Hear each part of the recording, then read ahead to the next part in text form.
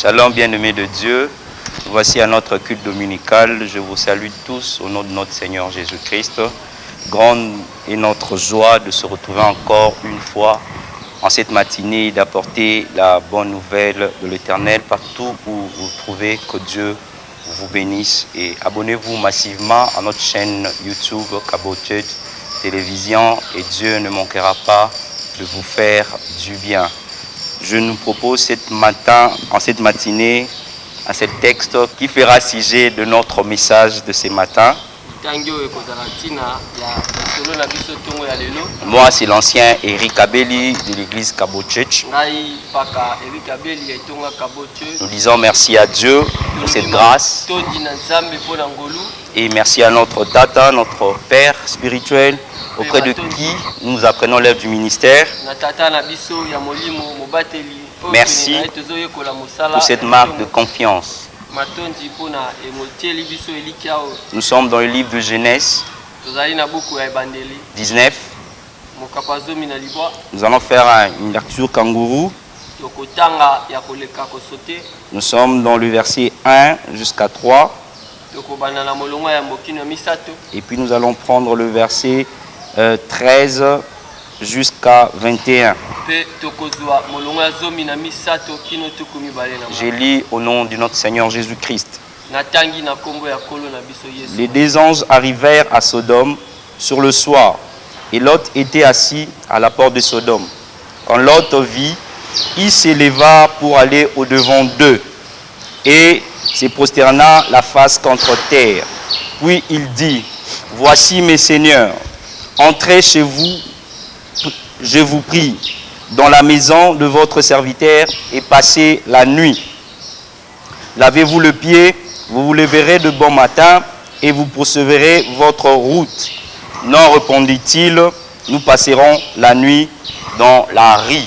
Nous prenons le verset 13, la Bible est en train de dire, « Car nous allons détruire le lieu, parce que le cri contre ses habitants est grand devant l'Éternel. L'Éternel nous a envoyés pour les détruire. » Lot sortit et parla à ses gendres qui avaient pris ses filles. « Levez-vous, dit-il, sortez de ce lieu, car l'Éternel va détruire la ville. » Mais aux yeux de ses gendres, il parut plaisanter. Au verset 15. De l'aube du jour, les anges insistèrent auprès de Lot en disant, « Lève-toi, prends ta femme et tes deux filles qui se trouvent ici, de peur que tu périsses dans la ruine de la ville. » Ce qui m'intéresse, c'est au verset 16. Et comme il tardait, les hommes les saisirent par la main, lui, sa femme et ses deux filles, car l'Éternel voulait l'épargner. Ils l'amenèrent et les laissèrent hors de la ville.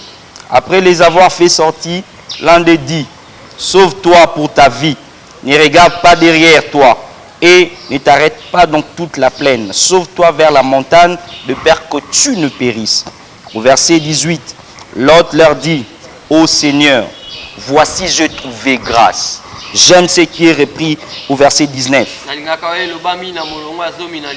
Voici je trouvais grâce à tes yeux. »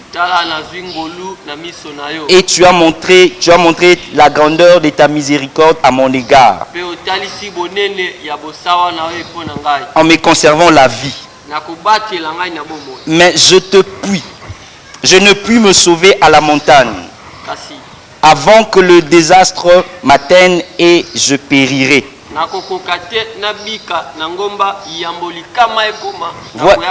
Voici cette ville est assez proche pour que je m'y réfugie et elle est petite. Oh, que je puisse m'y sauver, n'est-elle pas petite et que mon âme vive. Le verset 21. Et lui dit, voici, je t'accorde encore cette grâce. Et le verset 21 dit, voici, je t'accorde encore cette grâce. Et je ne détruirai pas la ville dont tu parles. Bien-aimé de Dieu, ce matin je suis venu parler d'Abraham et de Lot. Tout commence au verset 13. La Bible est en train de dire Abraham était fort riche. Il avait de troupeaux. Il avait tout genre de biens. Et il faisait route ensemble avec son frère Lot. Arrivé quelque part, les bergers de Abraham et de Lot et chamaillèrent. Vu que le contrée était devenu trop petite pour cohabiter ensemble. Et la Bible est en train de dire, Abraham dit à Lot, je ne veux pas de dispute entre moi et toi, nous sommes frères. Il est bon que nous puissions nous séparer. Avant d'aller trop loin, j'aimerais épingler quelque chose ici. Bien aimé, la vie est faite de choix. Il faut faire de bons choix dans la vie. Dieu est en train de dire dans la Bible, je mis au devant de toi la vie et la mort, mais je t'en conjure de choisir la vie. Bien aimé, il était question de choix. Abraham dit à Lot, si tu vas à gauche, j'irai à droite. Si tu vas à droite, j'irai à gauche. Et la Bible est en train de dire, Lot leva les yeux et regarda la verdure qui était au devant de lui. Bien aimé, c'était la ville de Sodome. De Sodome de Gomorrhe, que Dieu allait détruire plus tard. À cause de l'abomination du péché qui régnait dans ces villes. Bien aimé, tout ce qui frappe dans l'œil ne pas l'or. Il est bon que nous puissions faire nos choix à basant par la direction du Saint-Esprit. Mais j'aime l'attitude d'Abraham. Dieu dit à Abraham, lève les yeux de là où tu es et regarde le pays que tu vois. Je vais te donner en possession toi et ta postérité. Il s'agissait de Canaan. Cependant, il avait des Anacs et des géants qui vivaient dans ces villes. Mais Dieu promet à Abraham que je te donnerai toi et ta descendance. Bien aimé, Lot a fait le choix par la vue. Mais Abraham a fait un choix par la foi. La Bible est en train de dire, nous ne marchons pas par la vue, mais nous marchons par la foi. En ce moment où nous sommes en train de traverser ce moment de crise, de pandémie, de coronavirus, je suis venu encourager une personne de ne pas marcher par la vue, mais de marcher par la foi. Car Dieu a dit, lorsque le fondement sera renversé, les justes, que fera-t-il? Et la Bible répond à 10 ans, le juste gardera la foi. Je suis venu dire à une personne ce matin de garder la foi en Jésus-Christ, de garder la foi en Jésus-Christ et de faire de bons choix dans la vie.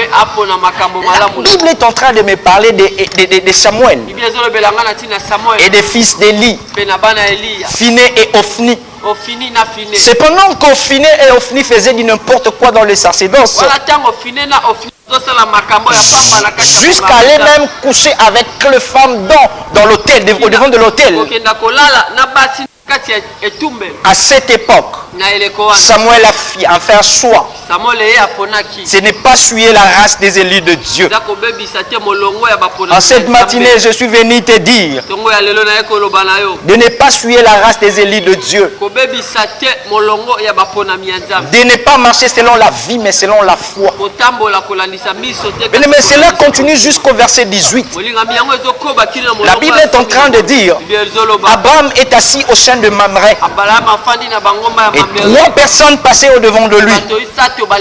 Et Abraham s'est pressé au devant d'eux et s'est prosterné pour leur dire, Seigneur, je vous en prie, venez chez moi. Venez chez moi. Venez chez moi. Et la Bible est en train de dire, ces gens ont venu auprès d'Abraham et ils ont demeuré chez Abraham. Abraham leur a servi de pain rôti et du vin et du lait. Et ils ont bu. En allant, ils ont dit quelque chose. Cacherai ce que nous voulons faire maintenant à notre ami Abraham. Cependant, ces gens se dirigeaient vers Sodome et Gomorrhe pour détruire cette ville. À cause de l'abomination qui régnait dans cette ville. Mais ce que j'aime ici, lorsque les anges ont dit à Abraham que nous allons détruire Gomorrhe, la Bible est en train de me dire, ils étaient à 3. L'un d'eux demeura chez Abraham. Et les 2 anges se sont dirigés à Sodome et Gomorrhe pour détruire la ville. Et la Bible est en train de dire, Abraham a commencé à dialoguer avec cet ange qui est resté chez lui. Et il a commencé à intercéder pour ceux de Gomorrhe. S'il y a 50 justes, s'il y a 10 justes, s'il y a 5 justes, et l'ange dit, même s'il y a une seule juste, je ne détruirai pas la ville. Bien aimé, j'aimerais te dire en cette matinée, il y a un intercesseur auprès du Père qui est en train d'intercéder pour nous. Quoique le monde est en train de traverser un moment difficile. Le monde est en train de traverser un moment de crise. Il y a un intercesseur auprès du Père Jésus-Christ qui est en train d'intercéder pour nous. Mais le problème n'est pas là. Le problème commence au verset 19. La Bible est en train de dire, ces 2 anges se sont dirigés à Sodome vers le soir. Et la Bible est en train de dire, était assis à la porte. Je me demande une question. L'autre est assis à la porte de Sodome. Vous savez, la porte, c'est un lieu où on prend des grandes décisions. C'est-à-dire, l'autre était un décideur dans Sodome. L'autre aimait tellement Sodome qu'il ne pouvait pas s'approcher du Sodome. Contrairement avec Abraham. La Bible est en train de dire, Abraham est assis au devant de ses tentes dans la chaîne de Mamré. Mais l'autre est assis au devant du Sodome, au devant de la porte. Ce que j'aime avec Abraham, Abraham ne considérait pas ce monde. Abraham n'était pas accro aux choses du monde. Parce qu'il savait une chose, c'est qu'il est un passager. C'est pour cela que la Bible reprend toujours, Abraham était sur les tentes. Cependant, l'autre n'était pas dans les tentes. L'autre était au devant de la porte de Sodome. Là où on prend de grandes décisions. Mais la Bible est en train de dire, l'autre s'est pressé au devant de ses anges pour leur dire, je vous ai pris Seigneur. Mais ce qui est bizarre, la réponse de ces anges, ils ont dit, nous allons passer la nuit dans le riz. Je me demande une chose. Si ces anges sont demeurés chez Abraham, ils ont mangé chez Abraham, jusque l'un d'eux de rester même chez Abraham. Mais chez l'autre, bien-aimé, ici je me répingler ces questions d'intimité. C'est question de communion. N'est-ce pas que la Bible est en train de dire, si tu m'ouvres, j'entrerai, je soupirai et je demeurerai avec toi. Mon Père aussi va demeurer. C'était le cas d'Abraham. C'est une personne de grande intimité. Jusqu'à ce que le Seigneur l'appelle mon ami. Jusqu'à ce que le Seigneur l'appelle mon intime. Bien-aimé, ce matin, je suis venu t'annoncer Si tu es en intimité avec Dieu, Dieu ne te cachera rien. Si tu es en communion avec Dieu, Dieu va demeurer chez toi. Et Dieu va faire sa demeure chez toi. Mais ce qui m'étonne ici, la Bible est en train de dire, ces anges avaient mission de détruire Sodome. Mais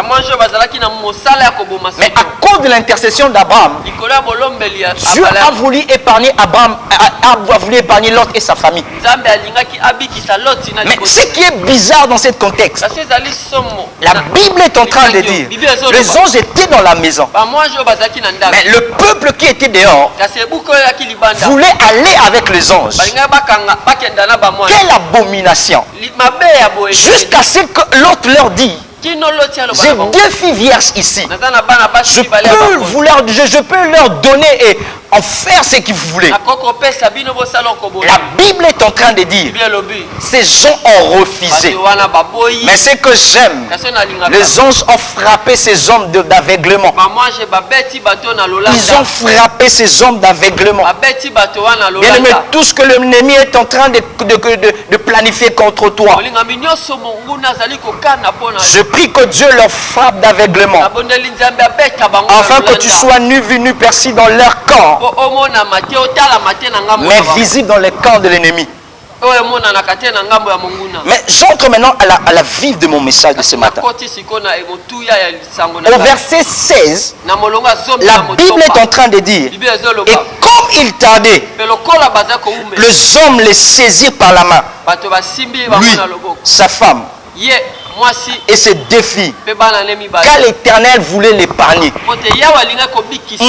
Ils amenèrent et les laissèrent hors de la vie. Je suis venu te dire, si s'avérait que tu es en train de traîner les pas encore dans le péché, ma prière ce matin est que l'Éternel te prenne de force et qu'il te fasse sortir dans cette vie de péché, et que l'Éternel te prenne de force et qu'il te fasse sortir dans cette vie du monde. Car la Bible est en train de dire, n'aimez pas le monde et les choses de ce monde. Affectionnez-vous des choses d'en haut. Amen. Bien aimé, cette matinée, si tu es en train de traverser des moments de trouble, de moments de confusion, de moments de crise, je suis venu faire une prière ce matin. Que l'Éternel te prenne de force de là où tu es et qu'il te fasse sortir et qui te fasse sortir. Mais ce qui m'étonne, Dieu voulait épargner Lot, mais Lot était encore accro dans cette ville. Les anges ont donné une direction. Toi et ta famille, refusez-vous sur la montagne. Réfugiez-vous sur la montagne. Or la montagne, c'est la présence de Dieu. La montagne, c'est le moment où nous sommes en intimité avec Dieu. Mais l'autre dit à ses anges, permettez-moi d'aller tout près de cette petite ville. Parce qu'avant que vous puissiez détruire la ville, je ne saurais pas aller jusqu'à la montagne. J'aime la conversation de Lot avec l'ange. Lot a dit à l'ange, je trouvais grâce à tes yeux. Tu as montré cette miséricorde et cette bonté envers moi, de m'épargner moi et ma famille. Mais je te prie, permets-moi d'aller à cette petite ville. Mais l'autre était accro au monde. L'autre était accro aux choses du monde. C'est pour cela qu'il ne pouvait pas obéir à la direction du Saint-Esprit. Mais il est temps que nous puissions obéir à la direction du Saint-Esprit. L'endroit où le Saint-Esprit est en train de nous montrer où demeure Dieu. Et la Bible est en train de dire, l'ange dit à l'autre, tu as trouvé cette grâce aux yeux de l'Éternel, mais tu auras encore une grâce. Je prie cette matinée dans cette dimension de encore une grâce. Si autrefois tu as trouvé grâce aux yeux de l'Éternel, tu trouveras encore grâce. Cette matinée, je suis venu prier pour un encore grâce. Pour un encore grâce. Si tu es en train de traîner dans la vie du péché, si tu es en train de traîner dans la vie du monde, il y a un encore grâce. Car l'Éternel use de patience afin qu'une âme se répande. L'Éternel use sa patience pour que tu sois sauvé. Je prie pour cette dimension d'un encore grâce. D'un encore grâce. Et que l'Éternel te prenne de force de là où tu es. Et que l'Éternel te prenne de force dans la vie du péché. Et que l'Éternel te prenne de force dans cette crise que tu traverses. Et qu'il te fasse sortir. Et qu'il te fasse sortir. C'est alors que tu vas vivre la bonté et la faveur de Dieu. Bien-aimé, il est bon dans ce moment de crise que nous puissions être en intimité avec Dieu. C'est alors que Dieu nous cachera de rien. Il était question d'obéissance et du cœur. L'attitude qu'avait Abraham. L'attitude qu'avait Abraham. Abraham, c'était un homme obéissant. Il pouvait quitter sa patrie, quitter sa famille, vers le lieu où il ne savait pas. Mais les commentateurs nous disent il allait au lieu de sa destinée. Cependant que Lot n'avait pas cette disposition à obéir à la direction de l'ange. Et il a vécu ce qu'il a vécu. Bien aimé, il est bon que nous puissions obéir aux instructions de Dieu. C'est alors que nous allons vivre les promesses de Dieu. Il est bon que nous puissions être en intimité avec Dieu. C'est alors que nous allons vivre de grandes choses avec Dieu. J'aimerais te dire, je suis en train de chercher qu'il y a un intercesseur là auprès du Père, qui est intercédé pour nous, intercédé pour toi. Toi qui tardes encore à venir dans la maison, toi qui sortir dans la ville, toi qui tardes encore à sortir dans Gomorrhe, Jésus a intercédé pour toi. De la même manière, au travers de cette crise que nous sommes en train de vivre, tu ne seras pas atteint. Tu ne seras pas atteint. Car il y a un intercesseur auprès du Père. Bien-aimé, je prie que Dieu te prenne de force. Je prie que Dieu te prenne de force et que te fasse sortir. Je prie que tu trouves un encore grâce auprès de l'Éternel, afin que tu uses de la bonté et de la miséricorde de Dieu. C'est alors que tu seras sauvé. À ce niveau, je me réfère à un appel à toi qui n'as pas encore donné ta vie à Jésus. Et ta vie à Jésus. À toi qui t'a de quitter Sodome, de quitter cette vie de péché. Et dire, c'est ta confession par la bouche. Tiens le salut. C'est en croyant dans le cœur que nous sommes sauvés. Il est temps que tu confesses Jésus dans ta bouche et que tu crois dans ton cœur. Et ta famille. Que Dieu vous bénisse et qu'il bénisse sa parole. Bien-aimés, je voudrais vous dire, vous encourager de vous abonner massivement dans notre chaîne. Et vous serez pas dessus. Vous serez édifiés. Cabotche télévision, notre chaîne YouTube. Que Dieu vous bénisse et bon dimanche auprès de vous. Amen.